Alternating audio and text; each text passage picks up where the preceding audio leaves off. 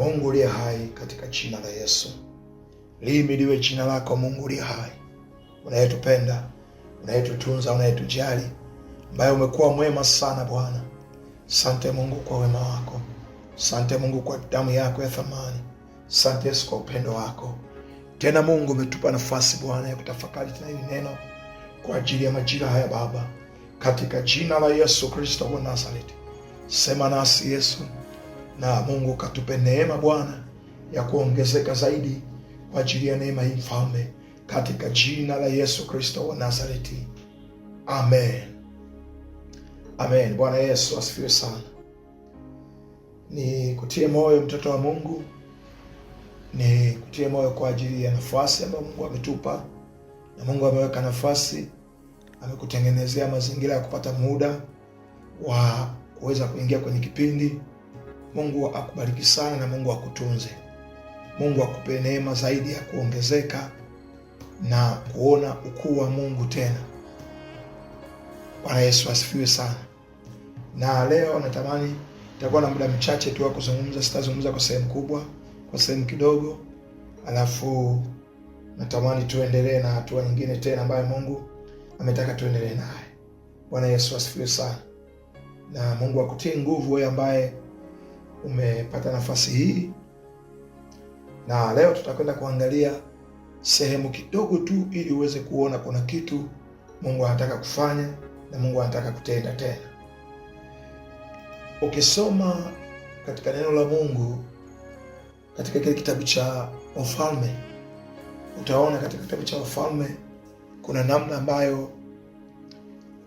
ambayo Mungu alikuwa anataka kujifunua kupitia mtumishi wake Elia, na hasa juu ya ujenzi wa madhabahu na juu ya kuonesha hali ya mahusiano. Maana ukisoma tangu mwanzo katika kitabu cha Wafalme wa kwanza mlango wa 18 kuanzia mstari ule wa kwanza, utaona Elia anapambana na wale manabii wa Baali, jinsi ambavyo anawaambia kama mtasitasita hata lini juu ya kama Mungu ndiye Bwana basi mchagueni Bwana, lakini kama Baali ndiyo Bwana basi mtumikieni huyo. Lakini watu wakasema hatusiti, na walikuwa wasiti. Kwa nini? Ndani yao walidhamiria, walikuwa wameweka dhamira kabisa ya kuhakikisha Baali anakuwa sehemu ya kuabudiwa. Kwa hiyo ndani mwao walikuwa wamedhamiria kabisa kwamba watamwabudu Baali, wataabudu miungu Baali. Na hiyo ni changamoto ambayo maeneo mengi pia imekuwa nayo sana. Lakini leo nataka tuangalie kitu kimoja. Kuna kitu kidogo sana na ni cha muhimu sana sana. Nataka ujue wewe ambaye umejifunza somo hili la madhabahu tangu siku ya kwanza, na leo ni siku ya 15. Leo nataka niongee jambo ambalo ni tofauti kabisa na vile ambavyo umekuwa ukijifunza, lakini pia ukitarajia. Leo tunazungumza habari za kwamba pamoja na kichwa cha somo unaweza kusema pamoja na nguvu ulizonazo na maamuzi ya ujenzi wa madhabahu ulionayo kumjengea Mungu ili Mungu apate heshima, bado majaribu yatakuwepo sehemu ya maisha yako.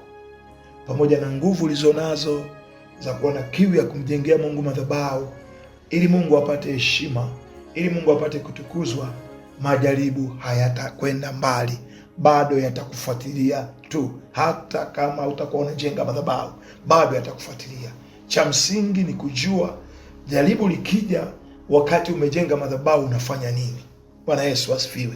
Ninajua watu wengi tumejifunza kujenga madhabahu, lakini hatujajifunza juu ya kwamba katikati ya ujenzi wa madhabahu, wakati unajenga madhabahu, jaribu linaweza likaja. Bwana Yesu asifiwe.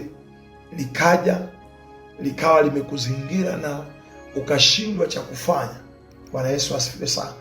Natamani uone kwamba pamoja na kwamba hata kama umejenga madhabahu kiasi gani, hilo jaribu lazima litakuwa sehemu ya mapambano, kwa sababu halipambani na wewe, linataka kupambana na madhabahu, au linataka kuzuia Mungu asipate heshima, Mungu asitukuzwe, Mungu asijifunue, hasa katika mazingira ambayo unayo.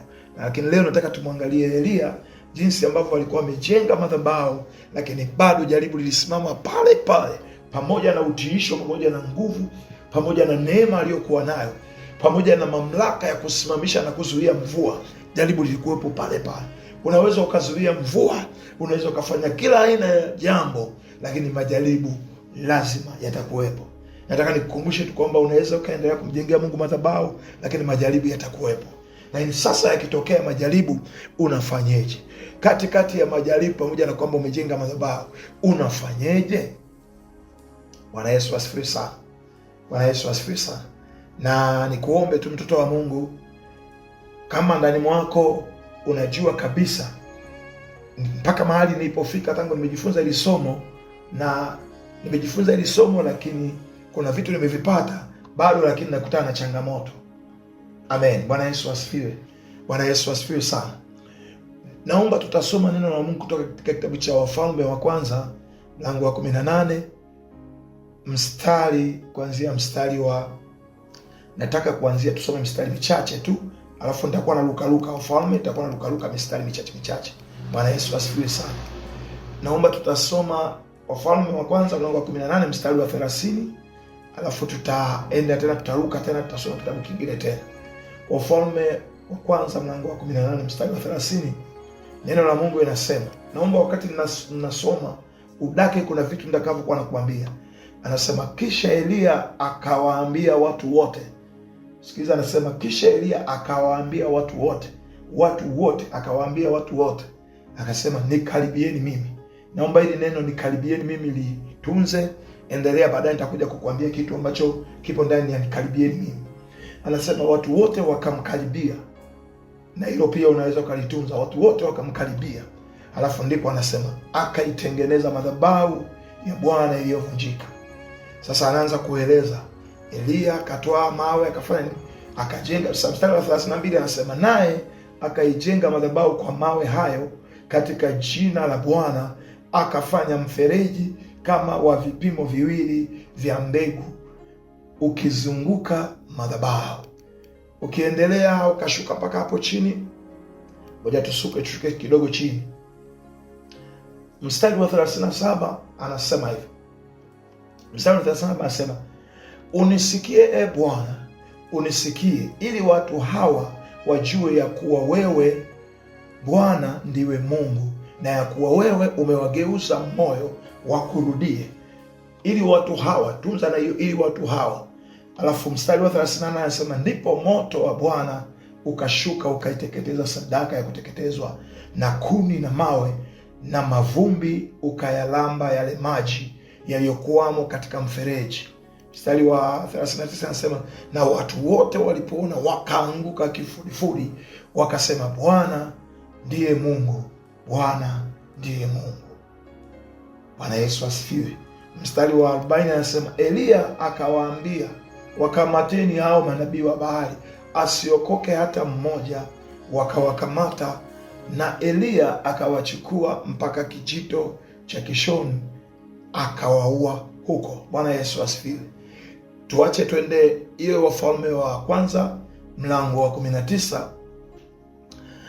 Ule mlango wa 19 anasema, basi mlango wa 19 mstari wa kwanza, basi Ahabu akamwambia Yezebeli habari ya mambo yote aliyoyafanya Elia na jinsi alivyoua manabii wote kwa upanga. Alafu mstari wa pili nataka udake, anasema, ndipo Yezebeli akampelekea Elia mjumbe kusema, miungu wanifanyie hivyo na kuzidi, nisipokufanya roho yako kesho panapo wakati huu kama roho yako, kama roho ya mmojawapo wa hao. Mstari wa 3 anasema, naye alipoona hayo aliondoka akaenda aihifadhi roho yake, akafika Beersheba mji wa Yuda, akamwacha mtumishi wake huko. Bwana Yesu asifiwe. Afikasema mstari wa 4 anasema, lakini yeye mwenyewe akaendelea katika jangwa mwendo wa siku moja, akaenda akaketi chini ya mretemu, akajiombea roho yake afe. Akasema yatosha sasa, e Bwana, uiondoe roho yangu, kwa kuwa mimi si mwema kuliko baba zangu. Bwana Yesu asifiwe sana. Ninataka nikuambie kitu kimoja. Ukirudi mlango wa 18 ule mstari wa 30, Tumeona jinsi ambavyo Elia anavyowaambia wale watu, tena wanasema akawaambia watu wote. Anasema akawaambia watu wote. Nataka uone hicho kitu, hilo neno. Tunza hili neno ambalo nimekwambia. Anasema kisha Elia akawaambia watu wote, nikaribieni mimi. Sikiliza hilo neno, nikaribieni mimi. Hebu wewe sema nikaribieni mimi. Sema tu ndani yako, nikaribieni mimi. Alafu isikiri mimi inavyo sound. Akasema nikaribieni mimi. Watu wote wakamkaribia, akaitengeneza madhabahu ya Bwana iliyovunjika.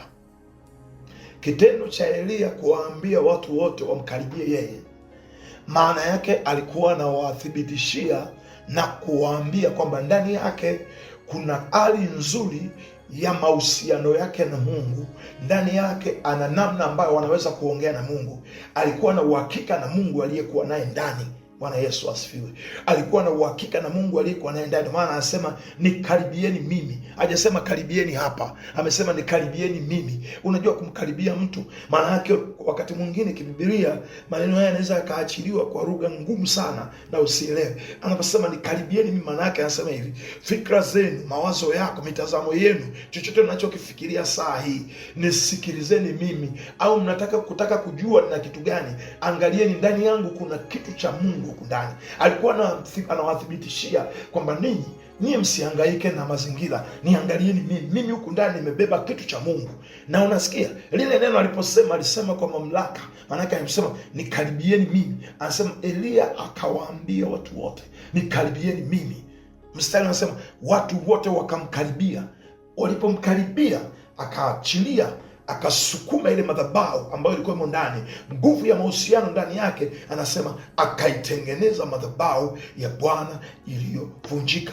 Ndani yake kulikuwa na madhabahu, lakini ile madhabahu iliyokuwa ndani yake alikuwa anataka kuwathibitishia watu kwamba ninayo madhabahu huku ndani, ninayo madhabahu ambayo Mungu tunazungumza huku ndani, kuna vikao tunazungumza huku, na Mungu amenihakikishia huku. Alipokuwa anawaambia watu nikaribieni mimi, ni sawa na ule mstari anasema, maana mtu aonavyo nafsini mwake ndivyo alivyo. Alikuwa anaona Mungu ndani, anaona madhabahu ndani yake. Ndio maana anawathibitishia, anasema nataka msogee kwanza, msikilize hii madhabahu nataka kuitengeneza. Siitengenezi madhabahu ya nje kwanza, ndani ninayo madhabahu. Anasema nikaribieni mimi ndani kuna madhabahu huko ndani, nataka niitoe madhabahu.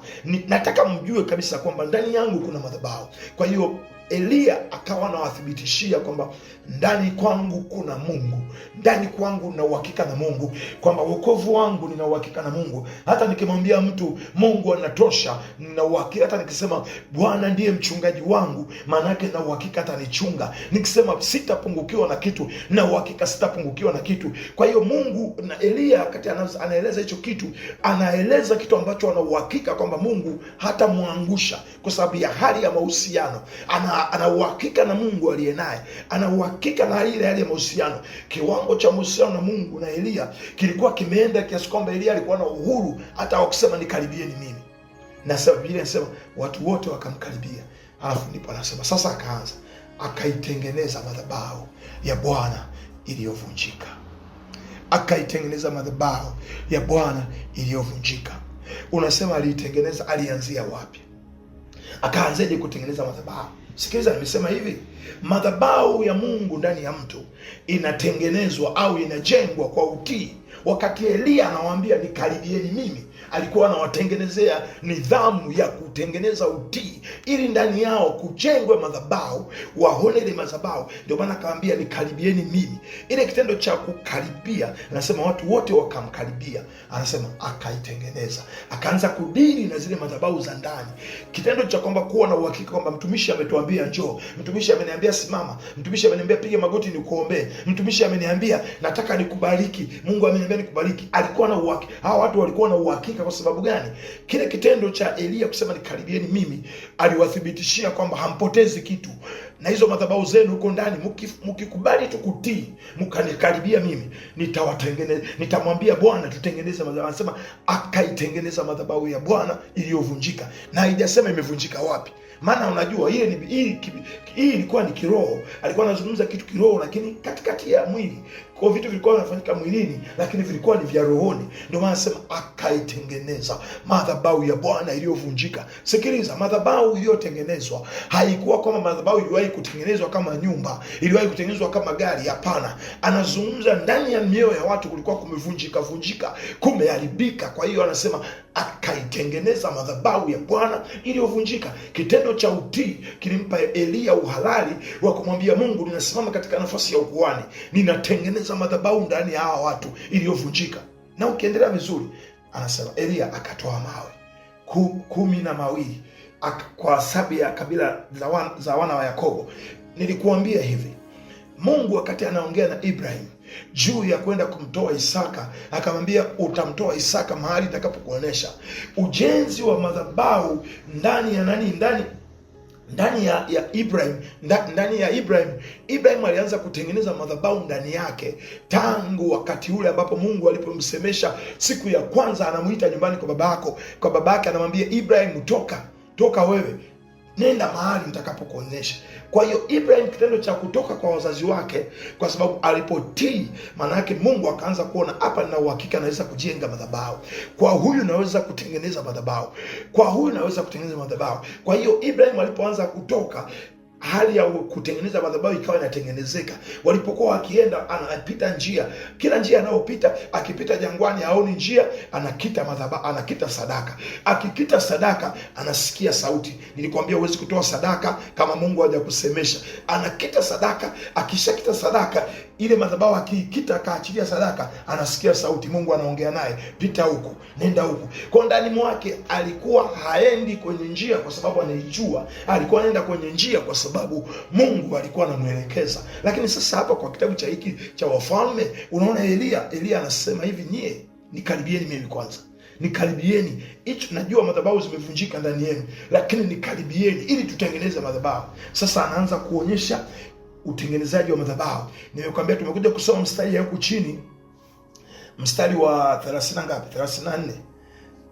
Okay, mstari sio 34, mstari wa 32 anasema hivi, naye akaijenga madhabahu kwa mawe hayo katika jina, sikiliza, akaijenga madhabahu kwa mawe hao katika jina la Bwana, akafanya mfereji kama wa vipimo viwili vya mbegu ukizunguka madhabahu.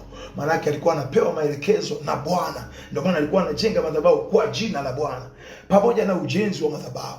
Sasa ukishuka huko chini, sitamani sana tuendelee huko juu, nataka nikuonyeshe huko chini afu nikuambie sababu kwa nini nimesoma mstari ule wa 30 na ukianza mstari wa 36, mstari wa 36 mpaka tukoje, tutashuka hapo tena. Mstari wa 36 anasema, ikawa wakati wa kutoa dhabihu ya jioni, Eliya nabii akakaribia, akasema, Bwana. Umeona sasa, mwanzoni Eliya anawaita watu karibieni. Eliya akapata nguvu ya kutengeneza madhabahu walipokaribia. Na bado kuna jambo lingine Eliya ambao linamgharimu na yeye. Ndio maana anasema hivi, wakati wa jioni Eliya nabii akakaribia. Maana yake akasogea kwa Mungu, akajisogeza kwa Mungu kwamba Bwana, pamoja na kama nimetengeneza hii madhabahu, lakini nakutegemea wewe kufanya hicho unachotakiwa kufanya.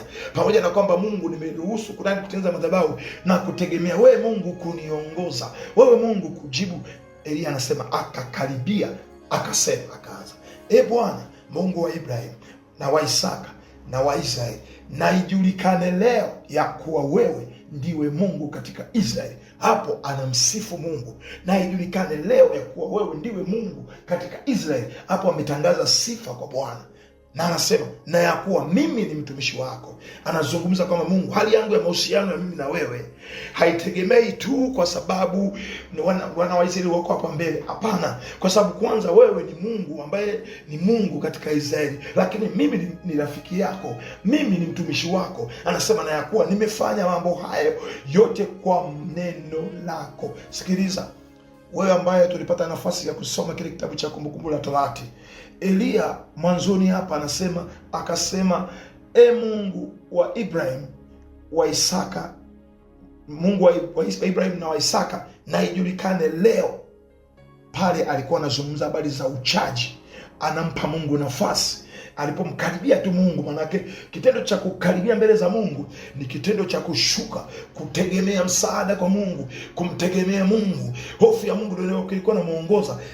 Kitendo cha kumkaribia Mungu ni kitendo cha kushuka ili tu aende kwa Mungu. Kwa hiyo ndani mwake ile kanuni ya kwanza ya uchaji, ya unyenyekevu, ya kuvunjika, ya kwenda mbele za Mungu ndio aliitumia hapo. Lakini kanuni ya pili anasema, Mungu, wewe ni Mungu na ijulikane kwamba mimi ni mtumishi wako. Lakini anasema na ya kuwa nimefanya mambo haya yote kwa neno lako. Maana yake nimefanya mapenzi yako, sijafanya haya mapenzi yangu. Neno lako likisema ni mapenzi ya Mungu. Alafu mstari wa 38, sitaki niende huko. Mstari wa 38 anasema hivi, ndipo moto wa Bwana ukashuka ukaiteketeza sadaka ya kuteketezwa na kuni na mawe na mavumbi, ukayalamba yale maji yaliyokuwamo katika mfereji. Na mstari wa 39 anasema, na watu wote walipoona wakaanguka kifudifudi, wakasema, Bwana ndiye Mungu, Bwana ndiye Mungu. Alijenga madhabahu, akatengeneza madhabahu, akamsifu Bwana, akamwambia nimefanya mapenzi yako kwa neno lako. Alafu akasema mimi ni rafiki yako, ni mtumishi wako, na nafanya haya kwa sababu Mungu ameniagiza. Aliposema yale maneno akatamka, Biblia inasema moto ukashuka wa Bwana ukashuka, moto wa Bwana ukashuka ukaiteketeza sadaka. Nataka tuache hapo, tuende kitabu cha hiyo Wafalme wa kwanza mlango wa 19 mstari wa 2 na wa 3 na wa 4. Mstari wa 2 na wa 3 na 4. Wafalme wa kwanza 19 3 na 2 3 na 4. Anasema hivi, ndipo Yezebeli akampelekea Elia mjumbe kusema, miungu wanifanyie hivyo na kuzidi, nisipokufanya roho yako kesho panapo wakati huu kama roho ya mmojawapo wa hao. Mstari wa 3 anasema, naye alipoona hayo akaondoka akaenda ahifadhi roho yake, akafika Beersheba mji wa Yuda, akamwacha mtumishi wake huko. Alafu anasema, lakini yeye mwenyewe akaendelea katika jangwa mwendo wa siku moja, akaenda akaketi chini ya mretemu, akajiombea roho yake afe. Akasema, yatosha sasa, Bwana uniondolee roho yangu, kwa kuwa mimi si mwema kuliko baba zangu. Kwa nini nimesoma mistari hii? Pamoja na kwamba Elia aliwaambia watu nikaribie, na wakamkaribia, alikuwa na uhakika na Mungu aliyekuwa naye. Pamoja na kwamba Elia akamwambia, Mungu na ijulikane kwamba wewe ni Mungu katika Israeli yote, na Mungu mimi ni mtumishi wako, nafanya haya kwa sababu ni mtumishi wako. Alafu akasema, na nimefanya kwa neno lako, kwa sijajifanyia mwenyewe, sijajiamulia. Yale maelekezo, ile introduce kwa Mungu alivyokuwa anamwambia Mungu, anamtukuza Mungu, ile ndio ilikuwa inaashiria kwamba wana mahusiano kiasi gani na Mungu. Lakini amejenga madhabahu. Hiyo madhabahu aliyokuwa anajenga Elia, lengo lake ilikuwa ni nini? Madhabahu alikuwa anajenga Elia, alikuwa anajenga ili watu wamgeukie Bwana, wamgeukie Bwana. Sikiliza, wamgeukie Bwana. Na Biblia inasema ule mstari wa 38 39 anasema hivi, ndipo moto wa Bwana ukashuka ukaiteketeza ile sadaka. Kwa hiyo ile hali ya kwamba nikaribieni, alikuwa na uhakika na Mungu. Alipokuwa anajenga madhabahu alikuwa na Mungu. Alipokuwa naomba maombi alikuwa na uhakika na Mungu. Moto uliposhuka, alipokuwa analamba alikuwa na uhakika na Mungu. Lakini anakuja kutishiwa na mtu ambaye anajua kabisa ni huyu anaabudu miungu mingine, anakuja kumtishia pamoja na kwamba amejenga madhabahu. Lakini anasema, nikikukamata roho yako, nikikukamata roho yako. Unaona Elia amechanganyikiwa, anakimbia tena, anaondoka na mtumishi wake. Anasema huo mstari wa ngapi? Mstari wa 4 anasema, lakini yeye mwenyewe akaendelea katika jangwa mwendo wa siku moja, akaenda akaketi chini ya mretemu, akajiombea roho yake afe. Akasema, yatosha sasa, Bwana uniondoe roho yangu, kwa kuwa mimi si mwema kuliko baba zangu. Sikiliza, kule alikuwa anawathibitishia watu kwamba mimi tuna uhusiano na Mungu. Mimi ninaweza nikamwambia Mungu, mimi naweza nikamwambia Mungu shusha moto, na akashusha, na Mungu alishusha moto. Lakini hapa anasema mimi sio mwema. Okay, nini kimetokea? Nini kimetokea? ukifuatilia wakati anajenga madhabahu kwenye mlango wa 18, madhabahu ile Elia alikuwa anajenga, hakuwa anajenga ndani ya mtu mmoja mmoja personal, hakujenga ndani ya mtu mmoja mmoja personal. Sikiliza nikwambie, ukisoma habari za Gideoni, ile habari ya Gideoni, wakati Mungu anaongea na Gideoni afu akamwambia bomoa madhabahu ya baba yako, Gideoni alipobomoa ile madhabahu ya baba yake akajenga madhabahu ya Mungu aliye hai. Baada ya kubomoa madhabahu ya baba yake, ndipo akapata uhalali wa kujenga madhabahu ya Mungu aliye hai. Maana yake madhabahu ya miungu ile ya bahari ya baba yake ilikuwa imekufa, haina ujasiri, haina nguvu tena. Kwa hiyo hakuna mapepo yanayoweza kuinuka tena yakasema tutashambulia. Na ndio maana walipoamka asubuhi wakasema nani amevunja madhabahu? Wakasema huyu atakuwa ni Gideoni mwana wa Yoashi, aitwe hapa. Baba yake akasema hakuna, kwa sababu baba yake mwenyewe ndio alikuwa mtumishi kwenye madhabahu. Lakini kwa sababu madhabahu ilipovunjwa, maana yake kukaharibika kila kitu. Hakuna mahali network ya mapepo itakayowasaidia, hakuna mahali nguvu za giza zitakaposaidia. Mungu alipomwambia jenga madhabahu, alikuwa anajenga madhabahu ambayo hakuna mahali kuna madhabahu nyingine. Lakini kwa Elia, unaona Elia anawashughulikia manabii wa Baali, wale waliokuwa naomba, hajamshughulikia. Madhabahu haikuwa kwa wale manabii wa Baali, madhabahu ilikuwa kwa huyu. Sikiliza kama unanielewa. Mlango wa 19, madhabahu ilikuwa kwa huyu Yezebeli. Madhabahu haikuwa kule. Madhabahu iliyokuwa ina imara, iliyokuwa inawapa nguvu kujenga madhabahu za nje, ilikuwa ndani ya Yezebeli. Kwa hiyo basi, unapojenga madhabahu ya Mungu aliye hai ndani yako, lazima Mungu akuambie madhabahu ipi ambayo inaleta nguvu kwenye madhabahu hizi za nje. Ni madhabahu ipi?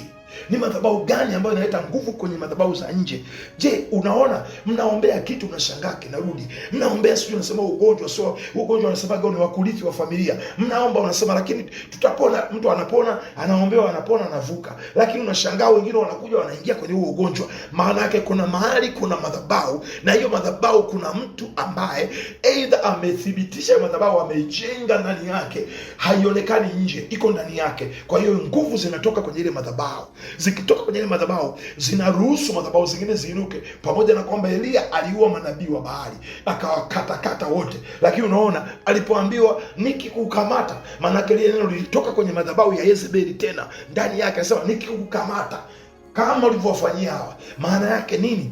Madhabahu ya Elia ya ujenzi wa madhabahu ya nje alipojenga, hakudili na madhabahu ambayo imesimama kwenye kiti cha mfalme, iko kwenye kiti cha mfalme ambayo ndio inaooperate, ndio ambayo inageuza mioyo ya watu. Kwa hiyo shida haikuwa wale watumishi. Unaweza ukaanza kuhangaika watumishi, unasema hapa kanisani, ngoja tumwombee mtumishi, huyu mtumishi ni mtumishi mzuri sana, sijampata shida gani? Sikiliza, kanisa hilo unajua madhabahu iliyojengwa iko madhabahu gani? Sio madhabahu iliyomo ndani ya mtumishi. Mtumishi alikuwa na madhabahu, alikuwa na moto, alikuwa na upako, alikokuwa huko unasema jamani alikuwa mzuri. Huyu mchungaji kabla hajaja kwetu alikuwa mzuri. Tunashangaa amekuja mbadilika. Sikiliza, sio swala la yeye kubadilika, sio swala. Mwingine anasema hapo unajua kuna pesa. Tafuta hiyo roho inayosimamia, inayoimarisha madhabahu ambayo inatumia mlango wa fedha, hiyo madhabahu inayotumia mlango wa zinaa. Tafuta hapo. Ukishajua, sikiliza, Mungu akishaanza kufanya kazi na wewe atakusemesha. Nyumbani kwenu unapambana na mme, unapambana na watoto, unapambana na mke, tafuta madhabahu. Itafute madhabahu. Ni madhabahu ipi? Mwambie Mungu, ninaomba unionyeshe. Unaona Elia anaambia watu nikaribieni tu.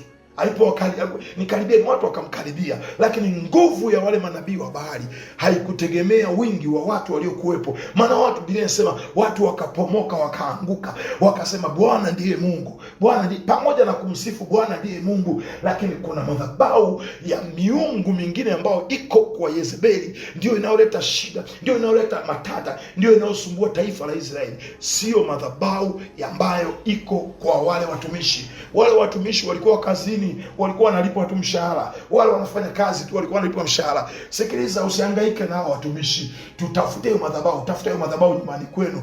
Nani ambaye ni kuhani ambaye alikabisiwa? Nani ambaye anasimamia hicho kiti? Nani anasimamia? Unasikiliza, ziko madhabahu nyingi. Usihangaike kukata mti. Usiue manabii. Usihangaike kukata mti. Usihangaike kusema unajua hili shimo. Tafuta kwanza roho inayosimamia. Mnaweza mkafikia shimo, lakini nani anasimamia hiyo madhabahu? Nani anasimamia hicho kiburi kwenye ndoa? Nani anayesimamia watoto kuharibika? Nani anasimamia magonjwa ya kurithi? Nani anasimamia? Ni madhabahu ipi? Imefungwa wapi? Bwana Yesu asifiwe sana. kuhusu madhabahu ya kwako ndani. Ndio maana nasema ukiendelea na Mungu kuimarisha madhabahu ya ndani kwako, Mungu atakuonyesha, atakuonyesha. Nakwambia hakuna mahali unajua unasema nina muda mrefu naomba, kama kuvunja nimevunja, kama kuharibu nimeharibu, nimefanyiwa deliverance. Swala ya deliverance, kuna madhabahu mahali umefanyiwa deliverance, umeua manabii wa bahari, lakini iko nguvu inatoka kwenye madhabahu. Ipi hiyo nguvu inayowafanya wanazaliwa, wanaongezeka? Sikiliza, Elia amekimbia, ameenda kujificha, anamwambia Mungu niondoe. Inatosha basi, inatosha. Mungu anashangaa ujamaa ameingiliwa na nini? Kumbe akutegua mtego wa madhabahu ambayo inatoa msaada kwa yale mapepo na yale matisho kwenye mji.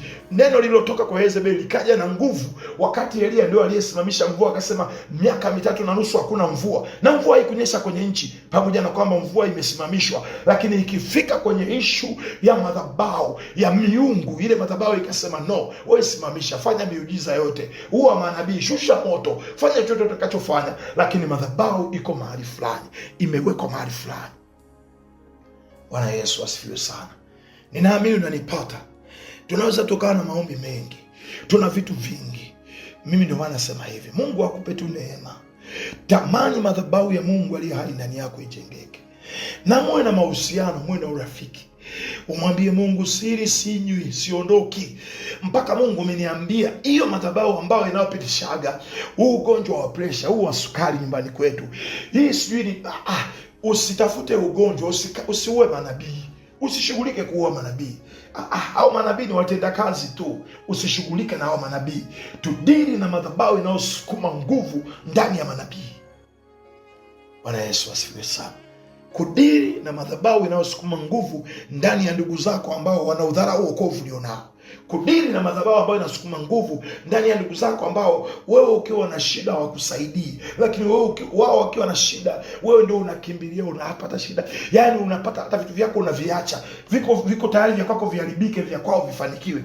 Hiyo ni madhabahu. Kuna mahali na uhalali, hiyo madhabahu kuna mahali, kwa sababu madhabahu ya roho ya kukataliwa. Usifikiri ukikataliwa unafukuzwa, hapana. Unaweza ukakataliwa kwenye uchumi wako, ukashangaa unapata pesa. Ukipata pesa ndio unasikia matatizo ya familia. Jamani, kuna tatizo la familia, unaanza kukimbizana kwa sababu na moyo wako unampenda Mungu, na ndani yako unasema kama nasikia Biblia inasema sio wajali wakao ni mbaya kuliko asiamini. Unafanya kwa uaminifu, lakini wao wakipata wanakimbia, nasema hata kama tatizo likitokea utasikia sina hela, sina hiki. Maana yake kuna madhabahu ya roho ya kukataliwa ambayo inawinda watoto wa Mungu ambao wanampenda Mungu, wana mahusiano mazuri kwenye ukoo wenu. Kwa hiyo hata ukitaka kufanya kitu, watadili na pesa yako, watadili na uchumi wako, watadili na afya yako, ili tu usimpende Mungu, ukae kwenye madhabahu ya hiyo miungu mingine.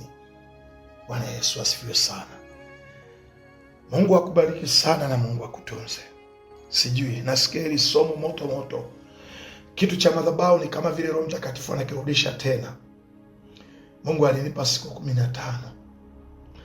Kwa baada ya siku 15 ili somo la madhabahu, somo la ibada ya ndani linatosha. Lakini nasikia upo hako hata alijaisha, hata sijasogea mahali. Lakini madam Bwana ametupa hizi siku, tutazifanyia kazi katika hizi. Tutafute, tusiue manabii wa bahari. Tusiwe na matiisho ya kwamba tushushe moto. Tunaweza tukamsifu Mungu, tukamtukuza Mungu, tukafanya hiki, tukatoa na sadaka, tukaweka na ng'ombe, tukaweka na maji, tukaweka na mapipa ya maji na nini, na Mungu akaja kalamba.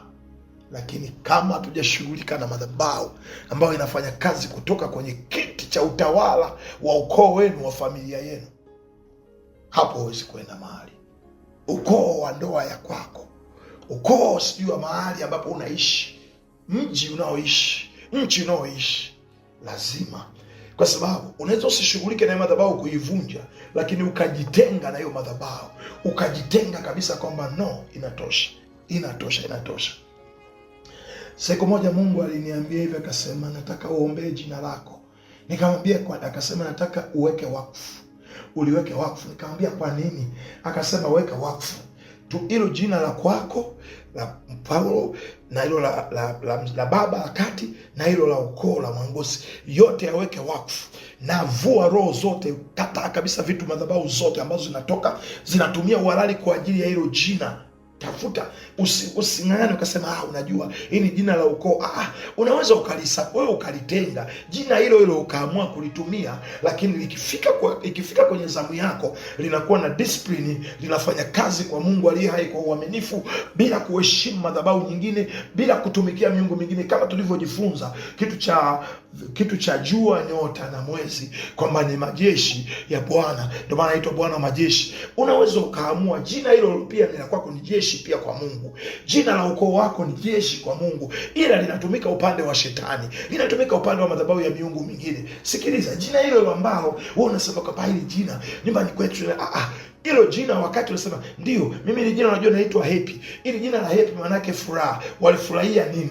Walifurahia mtoto aliyepatikana kutoka kwa mganga? Walifurahia nini? Sadaka ya miungu mingine? Walipoomba mvua ikanyesha, ndipo wakasema na wewe ukazaliwa ukapewa jina, huyu anaitwa Happy. Unasema ni jina tu la Happy. Sikiliza, tafuta roho ambayo iliwasukuma hilo jina kupewa wewe. Hiyo roho ambayo ilifanyia kazi ikasimamia hilo jina kupewa wewe. Bwana Yesu asifiwe.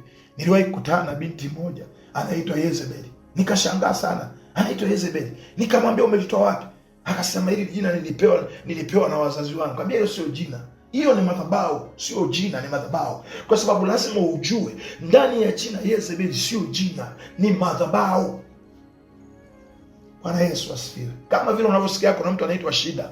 Shida sio jina, ni madhabahu. Mtu anaitwa Masumbuko, sio jina, ni madhabahu. Madhabahu ambayo inadili na masumbufu, sio jina. Sikiliza watoto wa Mungu. Mungu atupe neema kwamba ni kweli tunajenga madhabahu, lakini matiisho ni mengi.